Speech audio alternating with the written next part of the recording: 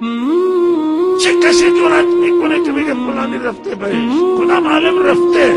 کدام پیامبر صلی الله علیه و سلم فرموده اگر مسلمان یک قطره مشروب از حلقومش بره پایین ایمان از دلش میاد بالا. 14 مسلمان با افتخار جلوی جهانیان اعلام بکنه حل تمام مشکلاتتون.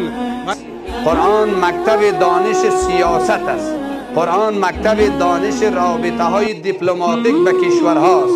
من مال این دنیا نیستم، این دنیا هم مال من نیست. من اگر این دنیا رو دوست دارم برای جفاکشی برای ربم دوست دارم. رسول الله صلی الله علیه و فتوا میده که با والله قسم به خانه‌ای که یک زن نامحرم باشه، دوم مرد باشه، سومی اون شیطان است، قطعا درست نیست. امارت اسلامی بایستی ملت افغان رو به اوج عزت و کرامت برساند. نحمده و نصلی علی رسوله الکریم. اما بعد، سلام تقدیم میکنم به تمام اهل اسلام و تمام مسلمان ها. در هر سرزمینی که هستید خوش و خرم باشید، در خانه هایتان پر از شادی باشد.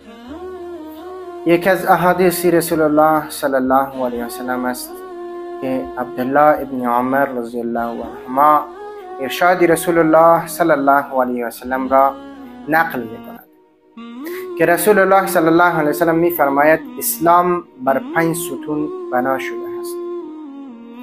اولین اونه که اقرار کلمه لا اله الا الله محمد رسول الله است، یعنی این که بغیر از الله هیچ معبودی دیگری نیست و محمد رسول الله صلی الله علیه و سلم بنده و فرستاده الله سبحانه و تعالی هست.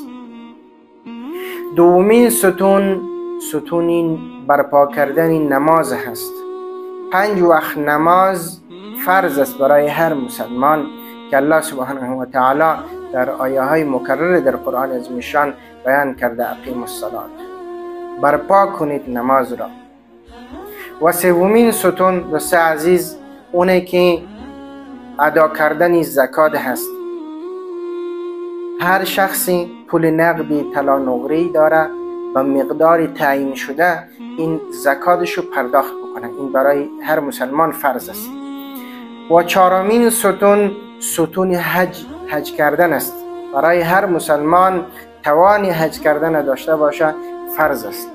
و پنجمین ستون دوست عزیز ماه مبارک رمضان هست که ماه مبارک رمضان، روزه گرفتن به ماه مبارک رمضان به هر مسلمان فرض است، بغیر از این که عذر شرعی داشته باشه.